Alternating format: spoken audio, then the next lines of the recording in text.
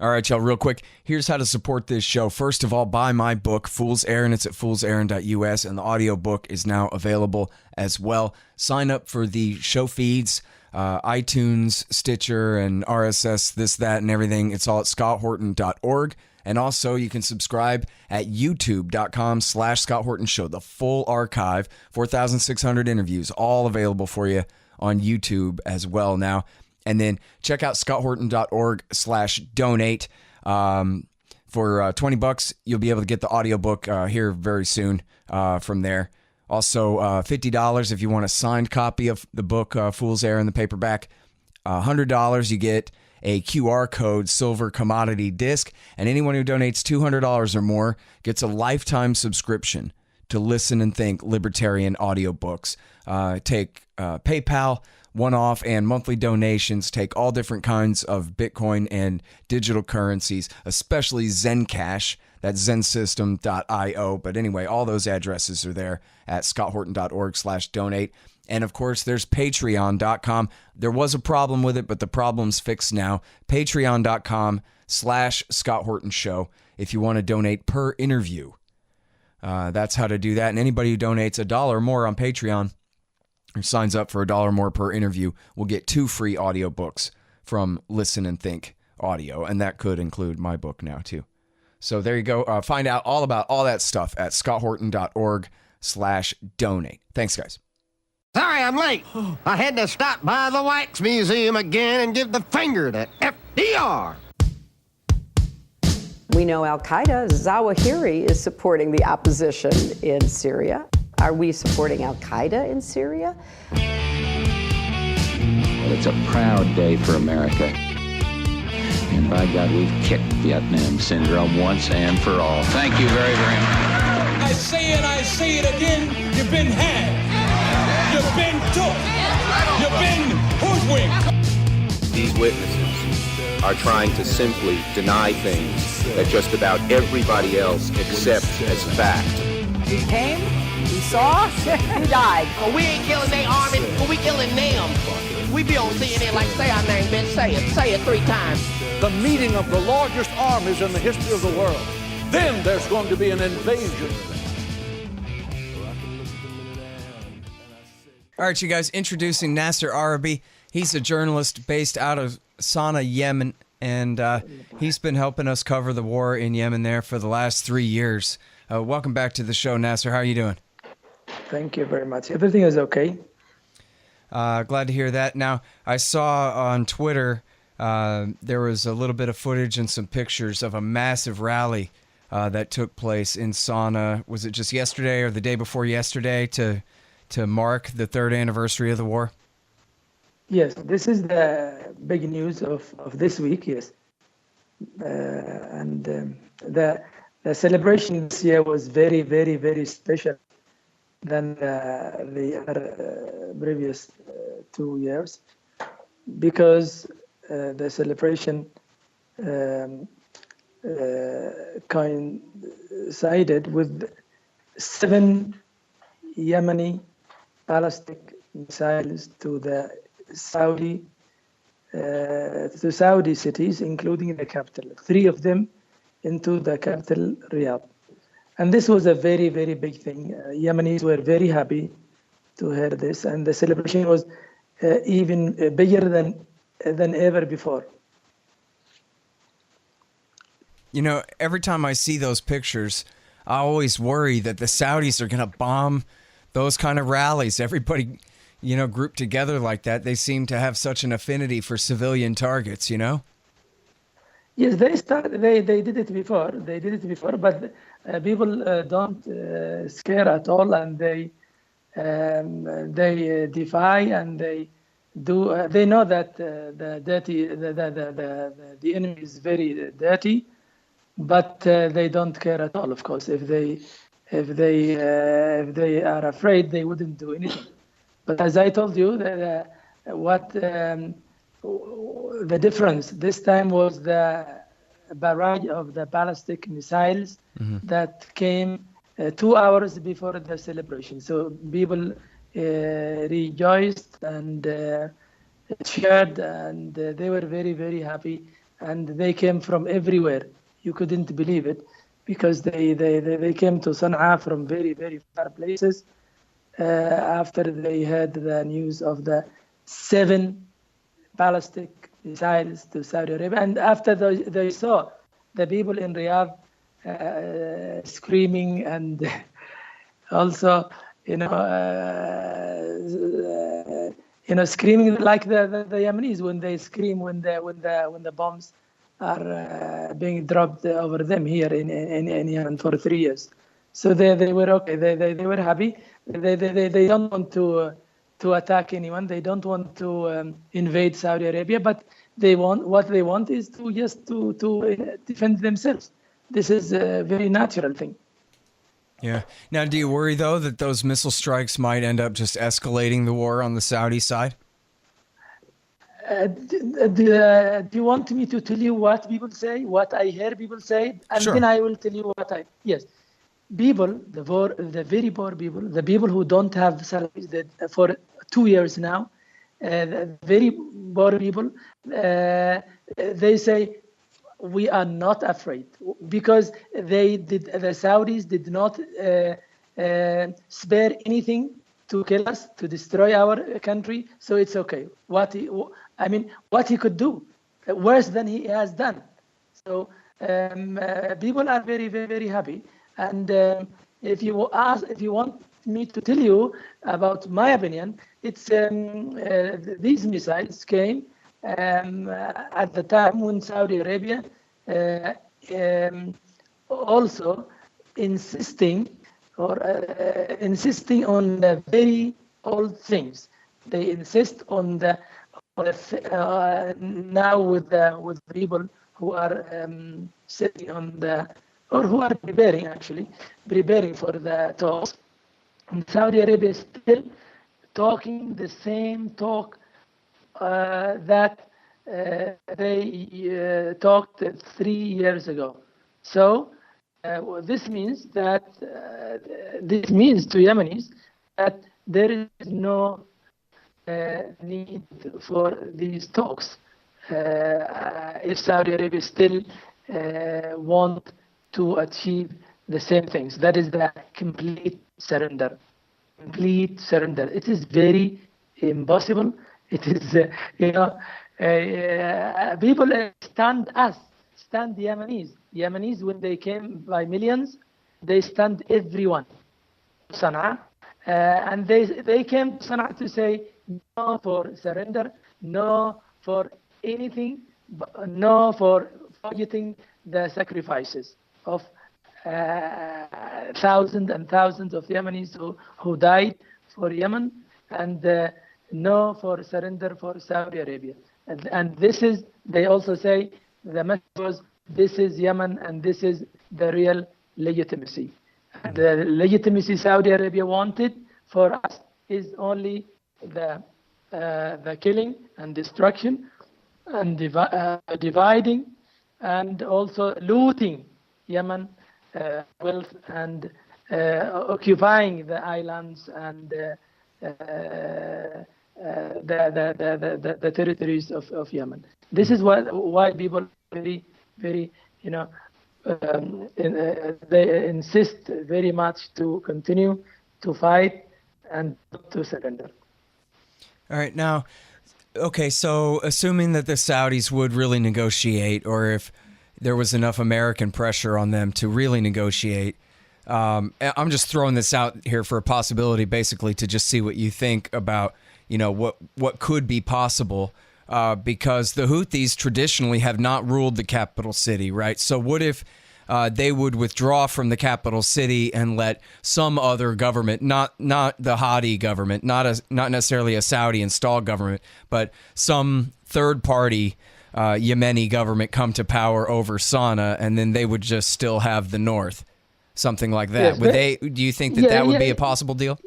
Yes. See, everyone now is very sure, including the Western Trump and everyone. Everyone is sure now that military solution is impossible, and they tried for 3 years, right? The political also could be impossible if Saudi Arabia insists on two things. What these things? Saudi Arabia still wants a political solution that leads to a government that works for Saudis, not for Yemenis. And this is, of course, this is also impossible. But now you ask me whether the Houthis would accept a solution that would form a government, not necessarily Hadi government, a government. Yes, of course. This is what Houthi and everyone want to say. The government, yes. Houthi wants now a solution, a political solution that will lead to a government, Yemeni government, not Saudi government, Yemeni government for Yemenis. So, and this is very clear, very clear. But now Saudi Arabia does not want this. It wants to make sure 100% that this government, not Hadi, of course, Saudi Arabia doesn't want Hadi because Hadi is very weak. Saudi Arabia doesn't want Hadi. Saudi Arabia wants now someone who is a very good puppet, very good wishy-washy with them.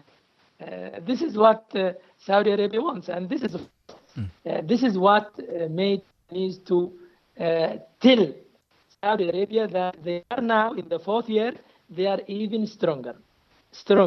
They simultaneously fired 7 ballistic missiles to Riyadh and the other 3 Saudi cities, which means they are ready to continue fight and never give up. Right. Now, I mean, it's pretty clear that there is no fair political solution. Political solution is wanted by all Yemenis. Political solution that will lead to a government for all Yemenis. All Yemenis. Mm-hmm. I mean, it's pretty obvious that, you know, Hadi might be a compliant puppet for the Saudis, but he's not a good puppet because he can't maintain his status whatsoever. He doesn't apparently have the slightest bit of legitimacy that his predecessor had. He's not a good puppet now. Saudis now very convinced that he's not good puppet. He's not very good. You know, because they don't want him. They don't want him to do anything now at all. We know. We are sure. Yeah. All right. Now, but so, I mean, you mentioned the missile attacks. So their military forces are doing okay. But what is the status of the coalition, whatever regime that rules the government now that the former leader Saleh, the Houthis' then ally, or for the first, almost 3 years of this war, ally of the Houthis, now that when it was in December that he tried to betray the Houthis and make a deal with the Saudis behind their back, and they killed him in response to that. But so has that really changed the nature, the amount of their power or quality of their power over the capital city in any way? Or they've just consolidated his forces no problem, or what? Yes. I told you many times about this point that the killing of Saleh was in favor of Houthi and in favor of making the leadership stronger than before, and this is of course opposite to what the people out Yemen expected, because they expected something else.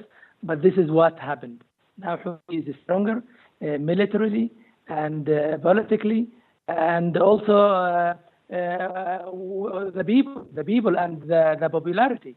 The popularity now is more than it was, despite the huge economic war that Saudi Arabia is doing, and despite also the continuous attempt to divide the tribal people and the tribes here, because they want to divide. They want to take the tribesmen who were with Saleh, but now the tribesmen who were with Saleh, regardless of course or ignoring the politicians, but I mean the leaders and the tribesmen. They know what Saudi Arabia already did to them and to their country. So they they rally behind the Houthi because he's leading the efforts and the fight against the invaders, against Saudi Arabia, who killed and destroyed Yemen. So Saleh did not make a lot. The matter of Saleh did not make a lot of change or a lot of difference, except for United Arab Emirates, who is trying now to do to make some difference or to make some gains of this difference, but they could not do anything because the tribesmen here in the north do not agree. And if they want to do anything, they would have done it. They would have done with Saleh, or they would have done it after Saleh was dead. But now they are not. The Saleh party is still in the government, and the tribesmen everywhere who were with Saleh are still against Saudi Arabia as enemy. So the momentum is still good in favor of Houthi, and even for Saudi Arabia, and if Saudi Arabia wants to negotiate, it's very easy now for Saudi Arabia to negotiate one leadership, as I told you when Saleh was. So Saleh killing did not do any big thing in the equation of fighting Saudi Arabia at all. And we could say that killing, in fact, was in favor of Houthi and the Yemenis because they are now stronger than they were. Because Saleh was, more political than anything else, and he was, playing his own play and his own things. And now these things are gone, and we are focusing on one thing, one enemy, and this is in favor of military things or political things. All right, you guys, here's who supports this show. First of all, the great Mike Swanson. He wrote this incredible book called The War State about the rise of the permanent military-industrial complex and the new right after World War II. It's a really important history. I think you'll really like it. It's The War State. It's on Amazon.com and thewarstate.com. And also, he gives great investment advice if you have any money to invest at wallstreetwindow.com, wallstreetwindow.com for all the financial news and the great advice from Mike Swanson. And when you follow his advice, I know he recommends that you keep at least some of your savings in metals. And what you'll want to do then is go to Roberts & Roberts Brokerage Inc. That's rrbi.co, rrbi.co. And platinum, palladium, gold, and silver, of course, as well. They take the slightest commission and provide great service. And if you buy with Bitcoin, there is no service fee at all. That's rrbi.co for all your precious metals. And then, of course, Zencash. It's a new digital currency, but it's also an encrypted messaging app and file transfer app. And you can learn all about it at zensystem.io. That's zensystem.io for Zencash. And then libertystickers.com got a brand new website. In fact, just don't even go to the current website. Wait like 15 minutes and then go. We've got a brand new website going up there for libertystickers.com. It'll be up sometime next week. And I finally got Illustrator again, so we're going to be getting some new stickers up there. Lots of good anti-government propaganda for you there at libertystickers.com. And listen, if you want a new website, a 2018 model website, you got to keep up with the times for your business or whatever it is you're doing. What you do is go to expanddesigns.com/Scott and you'll save $500. All right, now, from time to time on Twitter and in other places, I see people who are partisans of the South, who say that they really appreciate the help of the United Arab Emirates because they want independence. They want to break the country up again because they hate the Houthis, and they would rather side with the UAE rather than the Houthis if it comes to that. And so what about their side of the story, Nasser? Yeah, the South is a different story now, although we are now talking about one Yemen, and the legitimacy that UN is talking about and the US is talking about and everyone outside Yemen is talking about is about united Yemen, unified Yemen, one Yemen. But now the South is almost separate now. It is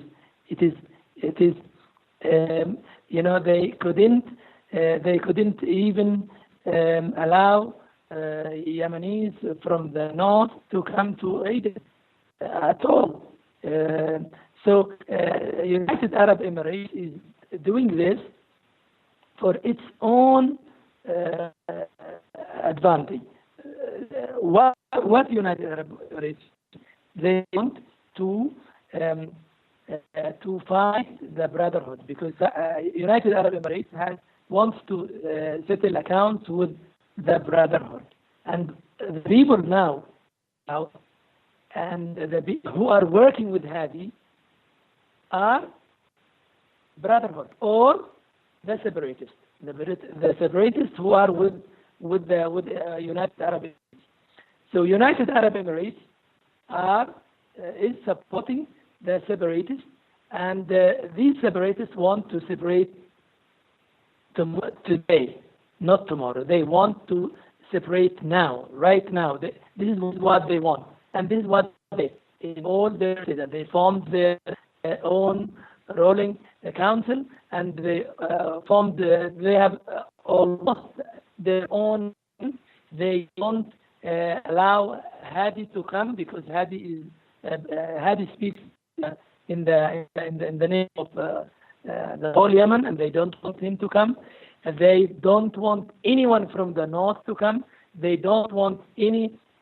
And this is not what I'm saying, by the way. This is not me saying this, but three ministers last week from Hadi's government, the so-called legitimate government, they were in Aden, and the first one was Salah al-Saryadi, the Minister of State, and he said that Hadi is under house arrest in Riyadh. This is what he said, and they summoned him from Riyadh after few minutes, and after a few hours he left Aden. After a few hours he left Aden to where? He left Aden to the same custody, to the same prison where Hadi is. And the second one was minister, the deputy prime minister, yes, the deputy prime minister. And this is Jubari, deputy prime minister. He said the same thing. He said that Hadi, he made it softer. He said Hadi can't return to Aden because of United Arab Emirates doesn't want to come back. And now he's sidelined, he's marginalized, he's in Riyadh, and he's in the same prison where Hadi is. So why Saudi Arabia is doing this? Because Mohammed bin Salman looks at Mohammed bin Zayed as his mentor, and he is, he knows that Trump likes him, or likes Mohammed bin Zayed, or likes Mohammed bin Zayed more and trusts him more. And so this is why he leaves him do the same thing, the one things he likes. And in summary now, brief, South is almost separated from the North. And the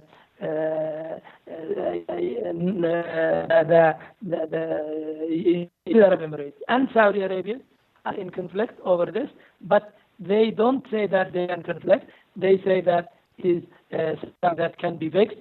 Something that can be fixed. I don't think it can be fixed when the matter of convenience between the two Muhammad bin Salman, Muhammad bin Zayed, is over, I think it will be a new round of fighting. Yeah, so I mean that's really the question, right? Is even if the Saudi and UAE intervention was to cease now, if the American intervention was to cease now, the question is, would the Houthis in the south go to war and the Houthis would try to conquer the south, or would they try to negotiate and share power at all? Is there a chance of that? The negotiations now everywhere is about the two big things. Two big things about the unity and about the new power sharing deal.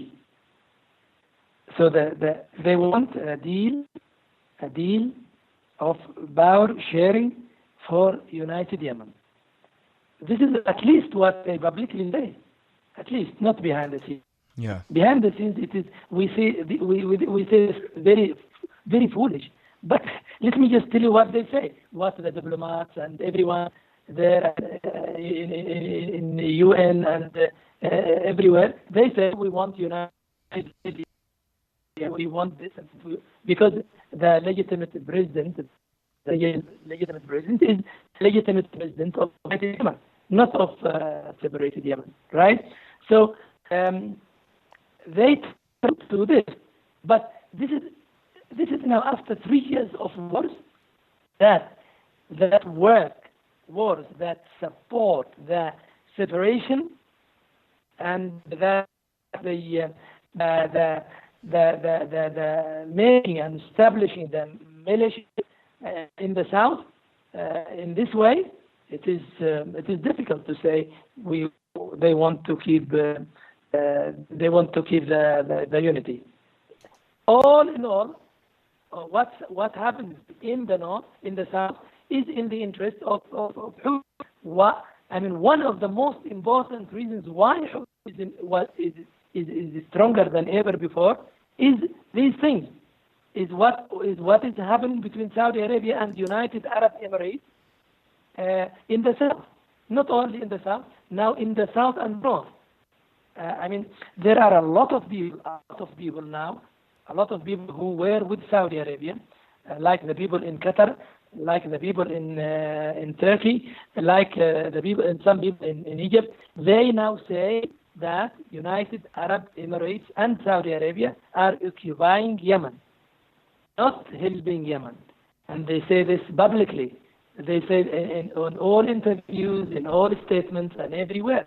They say that Saudi Arabia and the United Arab Emirates did not come to Yemen to help, they say, but they came to occupy, invade, to occupy, to loot, and all this, to divide. This is what they say. And it's now a big thing now. Al Jazeera, for example, the big platform, the Qatari platform that Saudi Arabia wants to close they keep saying that all the time now. The United Arab Emirates is occupying Yemen.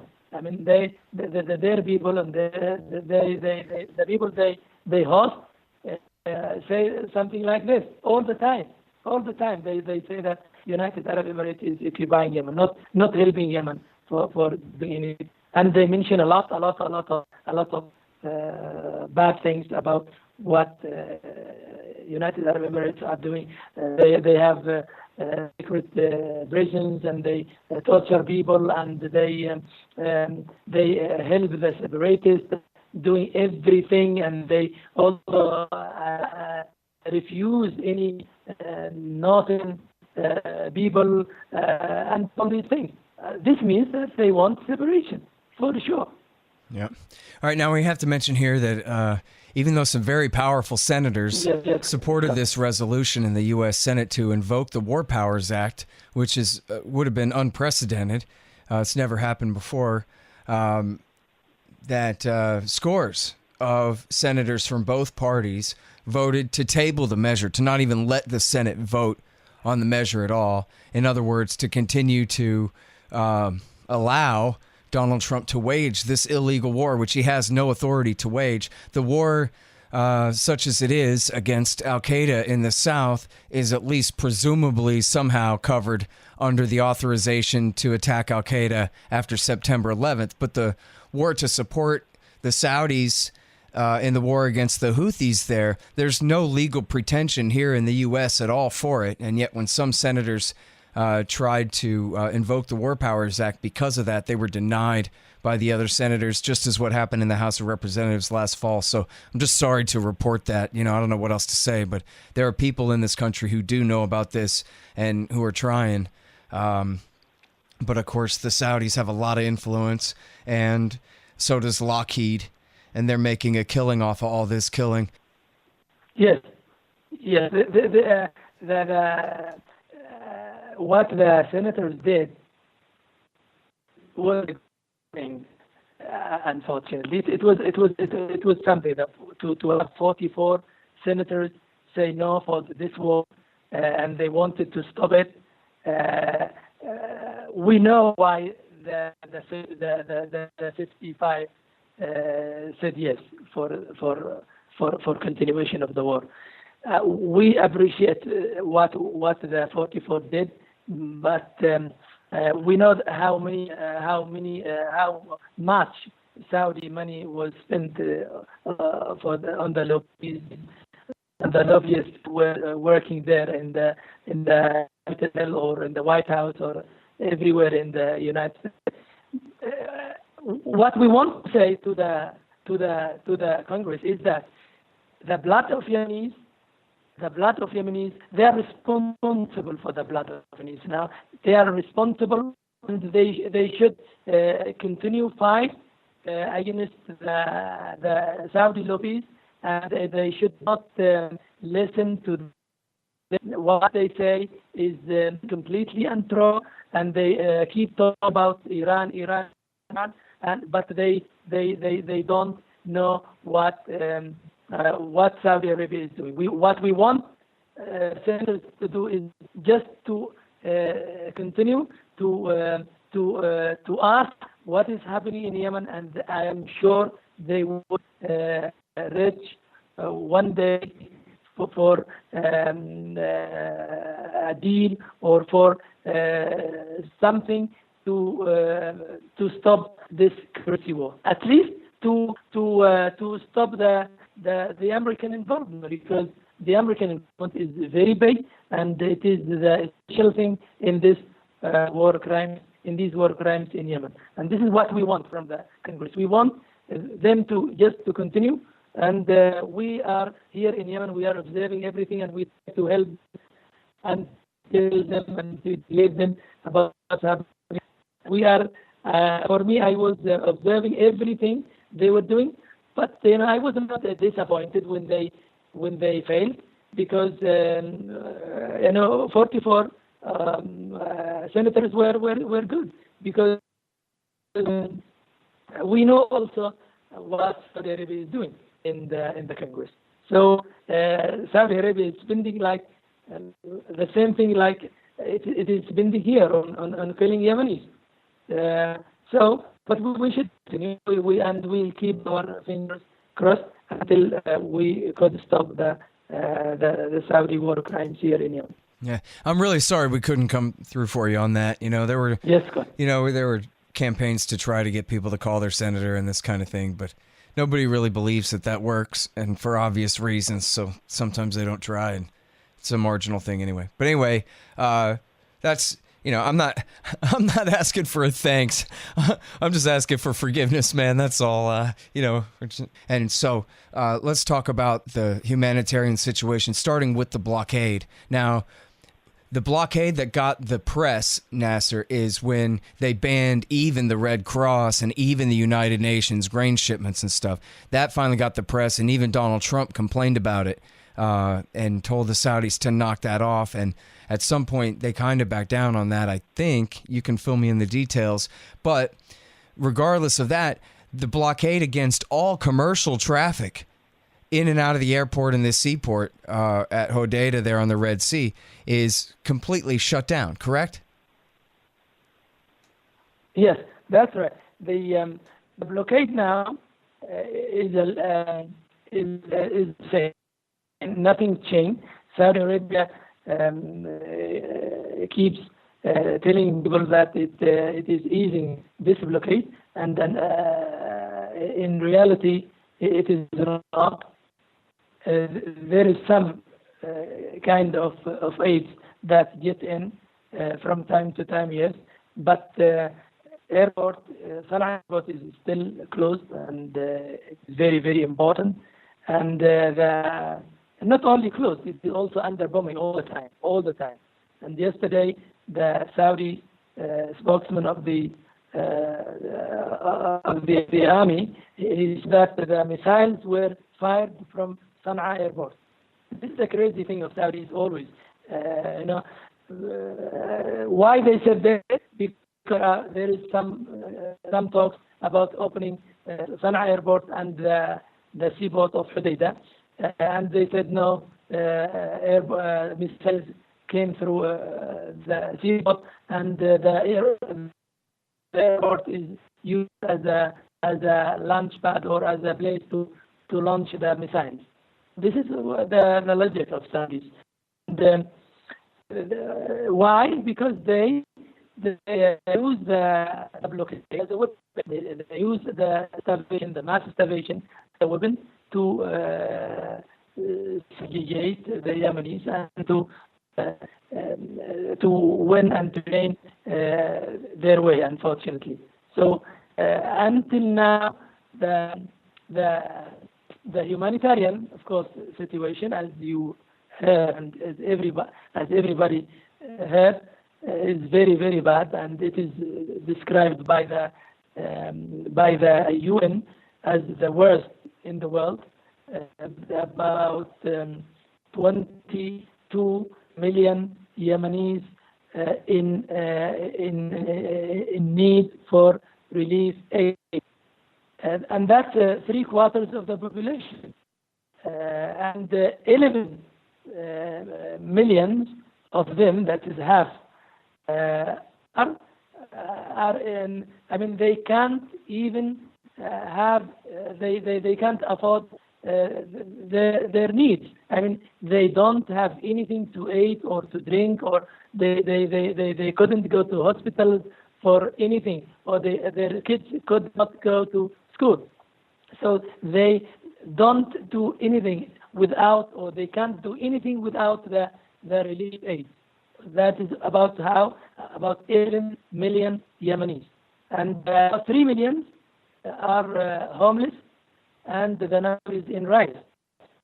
So it is, and Saudi Arabia is still now making it worse and worse and worse. So it is very, very bad situation also. Hey, y'all, check it out. The audiobook has finally been released. Just go to foolserrand.us. That's the shortcut. It'll take you over to the Amazon page. And very soon, actually, I got a brand new website going up at scotthorton.org. And so soon you'll be able to buy that audiobook directly from me. But for now, you can still get it at Audible and at Amazon.com. The audiobook of Fool's Errand, Time to End the War in Afghanistan. And yes, it's read by me. And I'm sorry it took so long. I nitpicked the hell out of it. Trying to get it ready for you guys, and then plus it took them forever after I submitted it to finally release it. But anyway, there you go, foolserrand.us, Amazon.com, just search for my name, Scott Horton, Fool's Errand, and the audiobook is up there for you. Also, of course, available in paperback and Kindle if you want the 1,150 footnotes. So this is the thing, from the very beginning, of this war, all the international aid groups, and I guess you could say that, it's in their interest to hype this kind of thing up, I guess, if you want, as a disclaimer here. But from the very beginning, they warned that this is the poorest country in the Middle East and that they're highly dependent on foreign imports for their food. And an English professor named Martha Mundy on this show explained that was in part because of the World Bank and the IMF kind of gangsterizing Yemenis out of their traditional sorghum crops and into cash crops like coffee that they can't eat when the blockade comes. So, and so for 3 years, we've been warned that, a war like this and with a blockade, complete with a blockade against a country like this automatically equals famine, that we're facing a humanitarian crisis from the very beginning. And it's been 3 years of air war on top of that, and all the consequences of that because of, as has been well documented, Saudi and I guess then American targeting of civilian infrastructure in the country, water and electricity and these kind of resources. And yet, Nasser, as I know you know, all the news stories, if they talk about the crisis at all, they still talk about maybe 10,000 people have been killed. I almost never see a number any higher than that, and yet you've been claiming numbers much higher than that for a long time now. So I wonder if you could please give us your best estimate, really, of the, if you can separate it, if you could, the best you know how to, of actual combat deaths, and then also, I don't know how you add up the people who have died of cholera and this kind of thing, but overall excess deaths from the war being waged this whole time, however, you can categorize that. Yes. The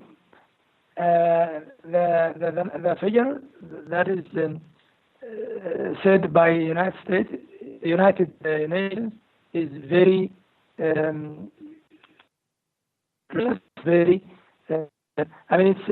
it's something that is not logic at all, because it is completely untrue.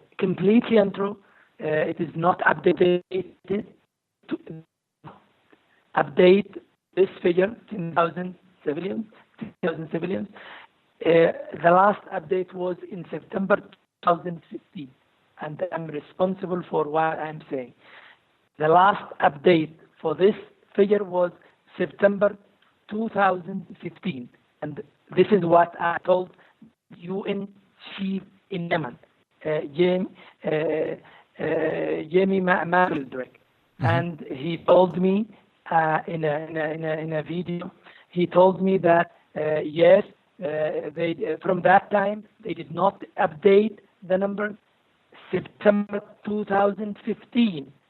They did not update from that time because they did not, because the health facilities they were depending were all destroyed, and they could not do anything without documents. They could not do anything without documents. They could not add numbers from their heads.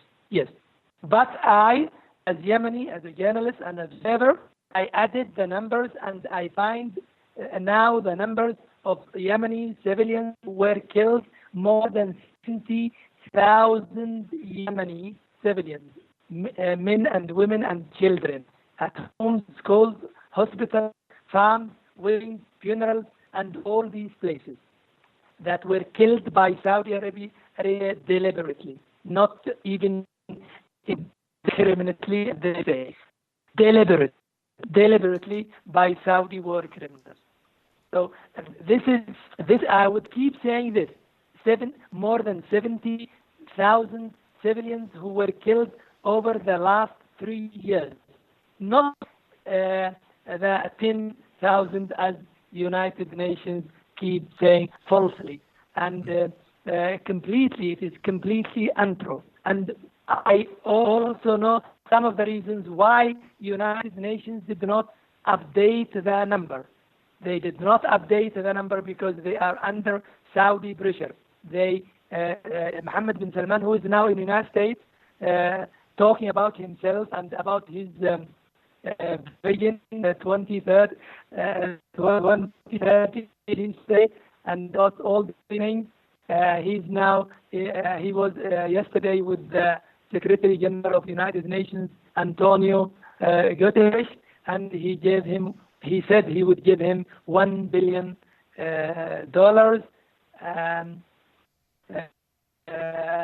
because the United Nations say that they need $3 billion for 2018 in aid for Yemen, and Mohammed bin Salman and Mohammed bin Zayed said yesterday they would give him $1 billion of the $3 billion they need for Yemen to help.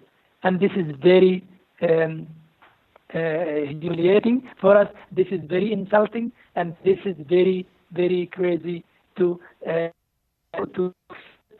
from killers.